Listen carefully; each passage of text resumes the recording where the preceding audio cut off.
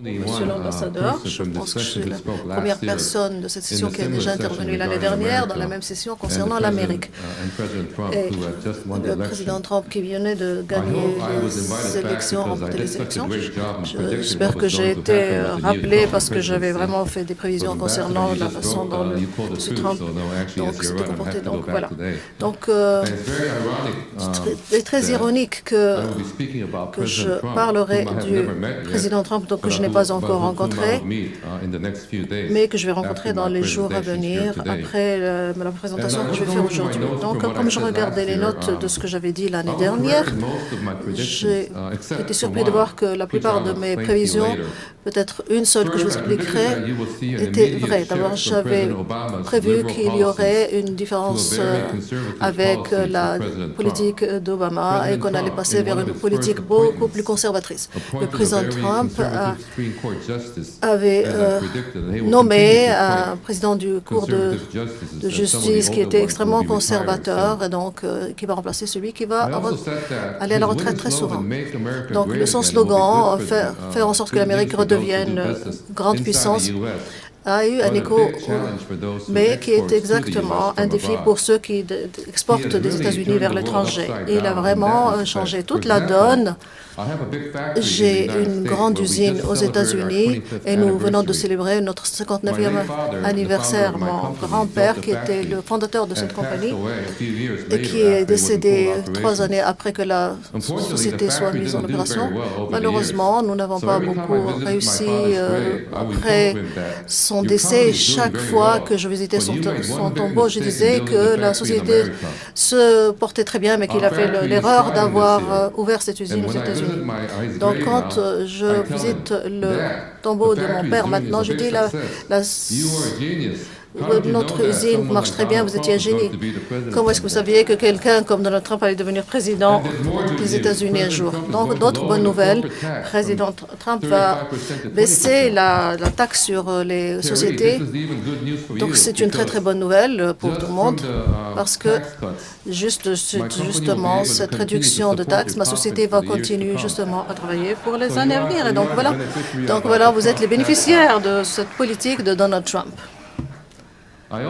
J'ai également dit que le président Trump allait effectuer des changements et ces changements sont en train de se produire avec le NAFTA, l'accord NAFTA.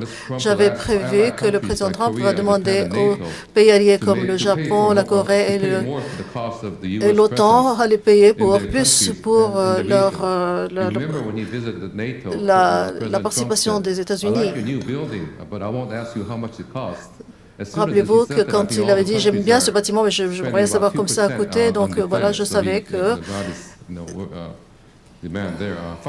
Donc j'avais également dit que le plus grand changement, ce serait dans le domaine de l'immigration, surtout pour ceux qui venaient des pays musulmans et du Mexique. Et donc, il y avait un temps où les gens, des familles entières immigraient vers les États-Unis, et maintenant ce n'est plus le cas, à moins que vous n'ayez des compétences particulières, que vous parliez l'anglais. Je me suis trompé sur une des prévisions. J'avais dit que quand Trump deviendrait président, il va parler avec un peu plus de précaution et j'avais tort là-dessus. En fait, le président Trump c'est même devenu pire qu'il n'était. Il envoie des tweets. Il n'a pas l'air de pouvoir se contrôler. Donc, en dépit de tout ça, il est très populaire auprès des Américains.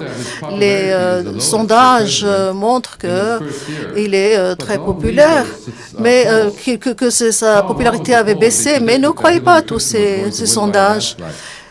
Parce que souvent, il y a eu des erreurs commises par les sondages. Il y a beaucoup de gens qui critiquent le président Trump parce que c'est embarrassant de le soutenir. Mais au fond de leur cœur, ils aiment vraiment Trump et le soutiennent. Donc, puisque je ne me suis pas trompé dans la plupart de mes prévisions, sauf dans une seule, je vais faire encore quelques prévisions pour l'année à venir. Président Trump, le slogan de faire de l'Amérique une grande puissance de dire vraiment, de faire en sorte que l'Amérique soit très forte encore. Je pense que son problème de la baisse des taxes va être très populaire auprès des sociétés. Donc,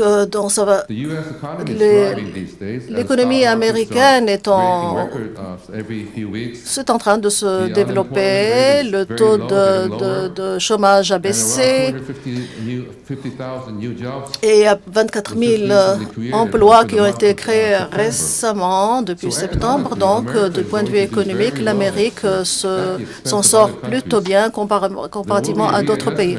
Il y aura eu des ajustements justement dans les accords de commerce, comme le NAFTA par exemple, et que ces accords vont être plutôt en faveur des États-Unis une fois que les changements auront été effectués à travers donc ces changements au niveau de la taxation va faire en sorte que les actifs des sociétés américaines vont augmenter, qu'il y aura un rapatriement des actifs américains et que beaucoup d'investissements vont arriver vers les États-Unis. Donc, voilà. Donc, beaucoup de sociétés vont réussir, comme la société que j'ai aux États-Unis, et nous sommes en train de réfléchir à construire une autre usine aux États-Unis.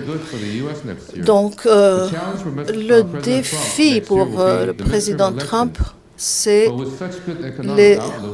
les élections législatives. Mais je pense qu'avec ses succès économiques, il va probablement gagner la majorité, ou peut-être même avoir une plus grande majorité au sein du Sénat et de la Chambre des représentants. Donc, le problème va être le résultat des investigations qui sont menées concernant lui-même. Mais je ne pense pas que ça conduit jusqu'à l'impeachment, parce que sur le plan diplomatique, peut-être que vous n'aimerez pas entendre ça, mais je pense que M. Trump est la bonne personne pour régler le problème avec la Corée du Nord. L'Amérique était assez faible et passive par le passé, justement concernant le problème de la Corée et même en Syrie. Je pense que le problème Trump va résoudre la crise de la Corée du Nord d'une manière ou d'une autre. Je pense que le mieux, ce serait que ce soit réglé de manière pacifique, mais ça va dépendre du président de la Corée du Nord. Je pense que les organisations terroristes vont être affaiblies, continuer à être affaiblies, jusqu'à ce qu'elles disparaissent, parce que les ressources américaines et le service d'information américain sont extrêmement performants. Donc, en dépit du fait que le président Trump est incontrôlable, arrogant, insultant, je pense qu'il continuera à survivre. J'espère qu'il sera plus honnête, plus modeste et qu'il aura plus de compassion. Mais je ne pense pas que ça arrivera de sitôt. Donc, j'ai fini ma présentation l'année dernière par chanter une chanson de Bob Dylan, « The Times Are Changing ». Donc, je ne vais pas finir cette présentation en chantant, mais il y a une chanson qui vraiment décrit très bien le président Trump et sa vie personnelle et politique. Ça s'intitule « The Winner Takes It All », le gagnant l'emporte. Et oui, le président Trump donc, est vu comme un gagnant et il veut tout emporter. Et merci de votre attention.